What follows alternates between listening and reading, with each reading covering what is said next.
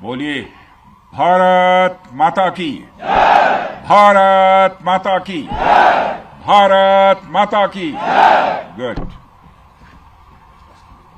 जम्मू कश्मीर के lieutenant governor Shri Manoj ji Sinha, Jammu Kashmir के मुख्यमंत्री जनाब अमर अब्दुल्ला साहब, chief of army staff general Upendra ji Dwivedi, GOC-in-C northern command lieutenant general Prateek Sharma, GOC-15 corps lieutenant general Prashant Srivastava और हमारी आर्म्ड फोर्सेस के सारे ऑफिसर्स और मेरे बहादुर जवानों, सबसे पहले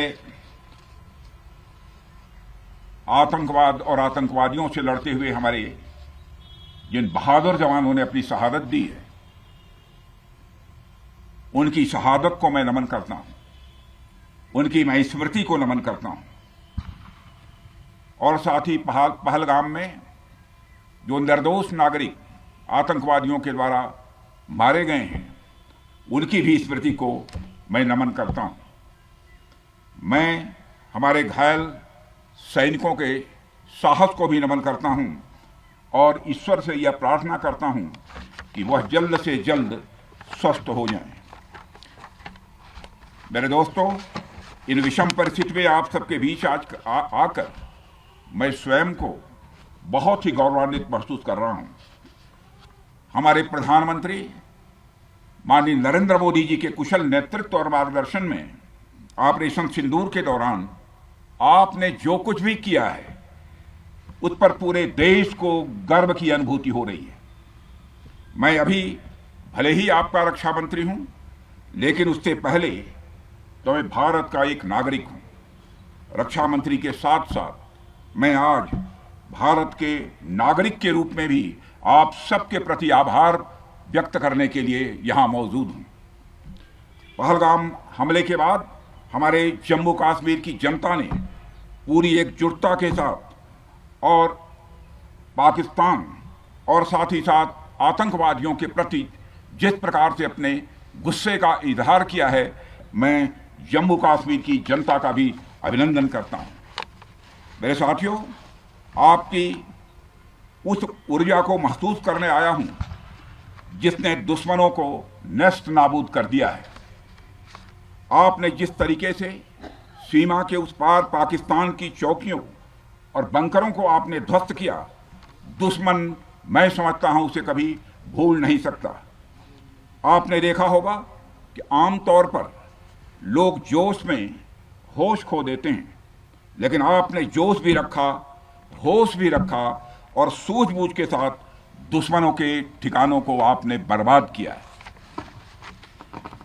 आज मैं यहां रक्षा मंत्री के साथ साथ एक मैसेंजर के रूप में भी आप सबके सामने मौजूद हूं।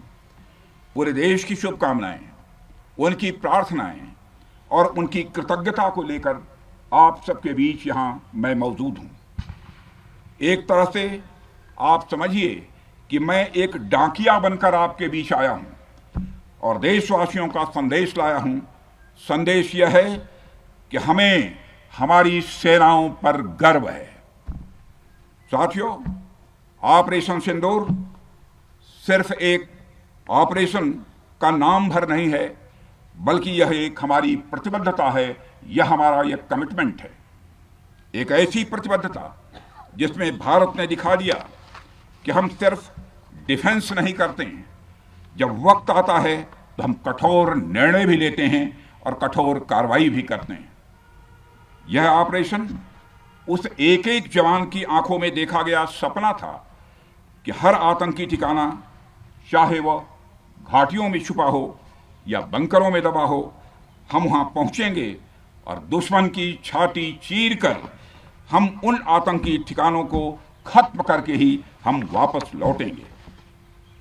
मेरे साथियों, ऑपरेशन सिंदूर आतंकवाद के खिलाफ भारत द्वारा चलाई गई अब तक के इतिहास की मैं मानता हूं यह सबसे बड़ी कार्रवाई है। 35-40 वर्षों से भारत सरहद पार से चलाए जा रही आतंकवाद का सामना कर रहा है। आज भारत ने पूरी दुनिया को यह साफ कर दिया है, यह स्पष्ट कर दिया है कि आतंकवाद के खिलाफ हम किसी भी हद तक जा सकते हैं। साथियों, आतंकवादियों ने पहलगाम में आतंकवादी घटना को अंजाम देकर भारत के मस्तक पर चोट पहुंचाने की कोशिश की है। भारत की सामाजिक एकता को तोड़ने का भी प्रयास किया गया है। उन्होंने भारत के माथे पर वार किया, हमने उनकी छाती पर वार किया है और छाती पर घाव किया है। पाकिस्तान के जख्मों का इलाज इसी बात में है कि वह भारत विरोधी और आतंकवादी संगठनों को पनाह देना बंद करे और अपनी जमीन का इस्तेमाल भारत के खिलाफ किसी भी सूरत में न होने दे। साथियों, आपको याद होगा कि लगभग 21 साल पहले स्वर्गीय अटल बिहारी वाजपेयी जी के सामने इसी पाकिस्तान ने इस्लामाबाद में डिक्लेरेशन किया था कि अब उनकी धरती से आतंकवाद एक्सपोर्ट नहीं किया जाएगा। मगर पाकिस्तान ने भारत को धोखा दिया है, पाकिस्तान ने भारत को छला है और आज भी वह धोखा दे रहा है। इसका खामियाजा अब उसको भारी कीमत करके भुगतना पड़ा है और यह कीमत, यदि आतंकवादी वारदातें चलती रही तो लगातार यह बढ़ने ही वाली है। हमारे प्रधानमंत्री श्री नरेंद्र मोदी जी ने दो टूक शब्दों में आतंकवाद के खिलाफ भारत की नीति को रीडिफाइन कर दिया है, इसे परिभाषित कर दिया है, जो यह कहती है कि हिंदुस्तान की सरजमी पर किया गया कोई भी आतंकी हमला एक एक्ट ऑफ वार माना जाएगा। दोनों देशों में जो अंडरस्टैंडिंग बनी है फिलहाल वह इसी बात को लेकर है कि सरहद पार से कोई बेजा हरकत अब नहीं की जाएगी। अगर की गई तो बात निकलेगी तो बहुत दूर तक जाएगी। साथ ही हमारे प्रधानमंत्री ने यह भी साफ कर दिया है, आतंक और बातचीत कदापि एक साथ नहीं चलेंगे और अगर बात होगी तो आतंकवाद पर होगी और पाक ऑक्युपाइड कश्मीर पर ही होगी।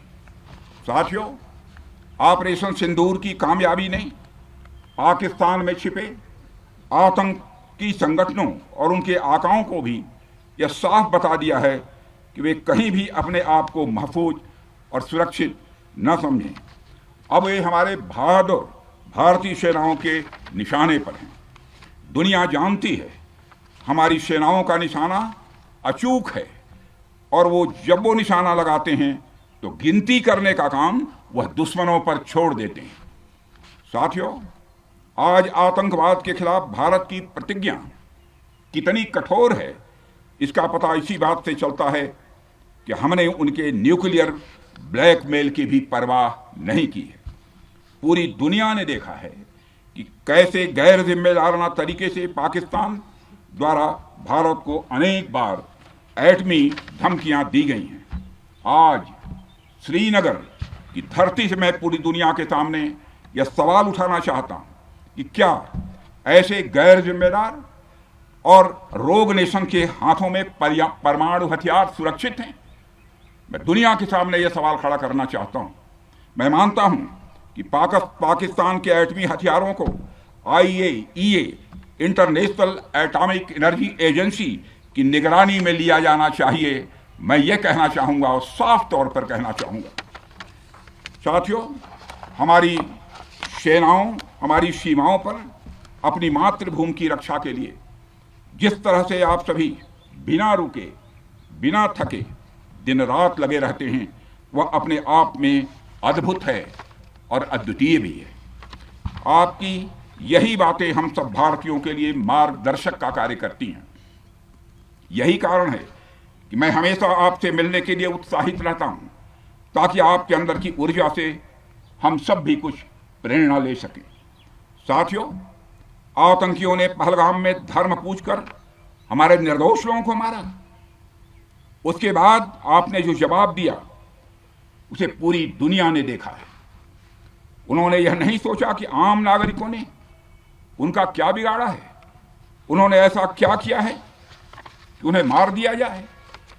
पर मैं यह कहना चाहूंगा, आतंकियों ने भारतीयों को धर्म पूछकर देखकर मारा, धर्म पूछकर मारा, तो हमने आतंकियों को उनका कर्म देखकर मारा है। उन्होंने धर्म देखकर बेगुनाहों की जान ली, यह पाकिस्तान का कर्म था। हमने कर्म देखकर उनका खात्मा किया। यह हमारा भारतीय धर्म है। एक रक्षा मंत्री के रूप में मुझे आप सबको बेहद नजदीक से वर्षों से जानने का और समझने का अवसर मिला है। मैं आपके साहस और पराक्रम को तो जानता ही हूं, साथ ही साथ पहलगाम जैसी घटना के प्रति आपके गुस्से को भी मैं अच्छी तरह जानता हूं। साथियों, मुझे पता है कि पहलगाम के बाद आपके अंदर गुस्सा था, पूरे देश के अंदर गुस्सा था। मुझे पता है कैसा महसूस होता है जब धमनियों में बह रहा रक्त बेकाबू होने लगे।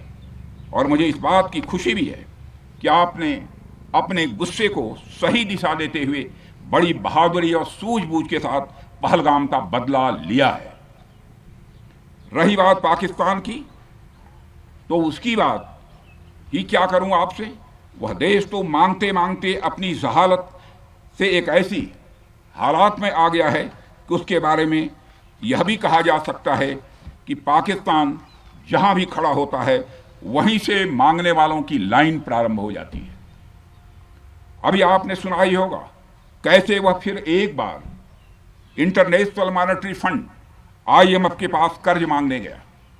वहीं दूसरी तरफ हमारा देश है कि हम आज उन देशों की श्रेणी में आते हैं जो IMF को फंड देते हैं ताकि IMF गरीब देशों को कर्ज दे सके। ऐसी स्थिति में हमारा यह भारत है। रामचरितमानस में स्वामी तुलसीदास जी ने लिखा है, जहां सुमतितः संपत्ति नाना, जहां कुमतितः विपत्ति निदाना। यानी जहां सुमति होती है, अच्छी नीतियां होती हैं, वहां सुख और समृद्धि होती है, और जहां कुमति होती है, बुरी मति होती है, केवल दूसरों के हित की भावना होती है, वहां तरह तरह की विपत्तियां स्वाभाविक रूप से आती ही हैं। पाकिस्तान जिसका जीता जागता यह उदाहरण है। साथियों, भारत के बारे में पूरी दुनिया यह बात जानती है कि हमने हमेशा शांति को प्राथमिकता दी है। हम आमतौर पर युद्ध के समर्थक कभी नहीं रहे, लेकिन स्थितियां जब इतनी विकट हो जाएं, जब देश की संप्रभुता पर आक्रमण होने लगे, तो जवाब देना यह आवश्यक हो जाता है। राष्ट्रकवि रामधारी सिंह दिनकर जी की पंक्तियां आपके सामने रखना चाहूंगा।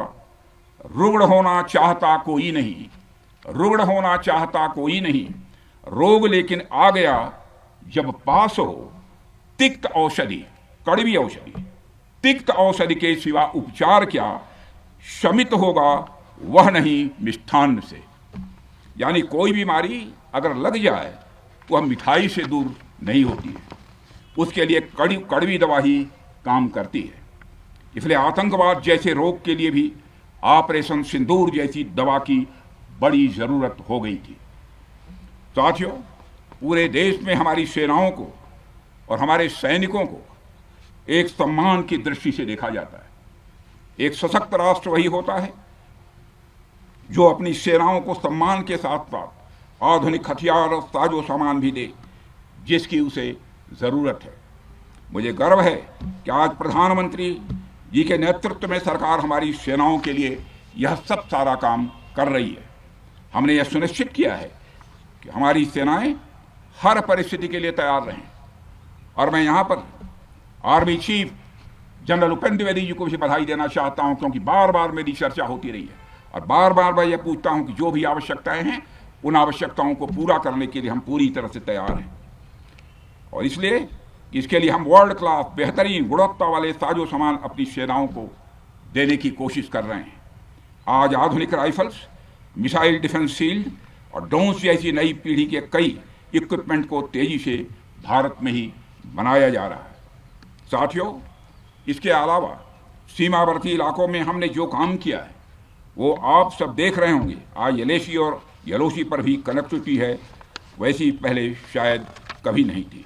हमने हर स्तर पर यह दिखाया है कि हमारी सरकार केवल युद्ध भूमि पर ही नहीं बल्कि व्यक्तिगत रूप से और पारिवारिक रूप के साथ अपने सेना के जवानों के साथ खड़ी है। साथियों, अंत में एक बार फिर आप सभी को आपके शौर्य और पराक्रम के लिए हृदय से हार्दिक बधाई देता हूं। मैं आपको यह आश्वासन देता हूं कि हमारे प्रधानमंत्री जी के नेतृत्व में देश की सरकार और देश की जनता हर कदम पर, हर स्थिति में आपके साथ कंधे से कंधा मिलाकर खड़ी है। मुझे पूरा विश्वास है कि आपके सहयोग से हम इस पूरे क्षेत्र में आतंकवाद का समूल नाश करेंगे, ताकि कल को कोई भारत की संप्रभुता के खिलाफ आंख उठाने की हिमाकत न कर सके। इसी आशा और विश्वास के साथ आप सबके शौर्य और पराक्रम की सराहना करते हुए और आप सभी को अपनी हार्दिक शुभकामनाएं देते हुए अपना निवेदन समाप्त करता हूं। बोलिए जय हिंद, जय हिंद। यहाँ का घोष वाक्य क्या है? भारत माता की जय। या बात हुई।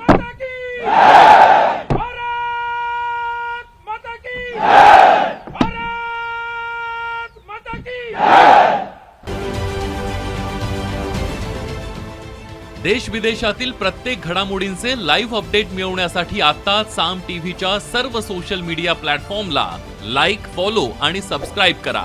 तसंच सर्व नोटिफिकेशनसाठी बेल आयकॉन प्रेस करायला विसरू नका।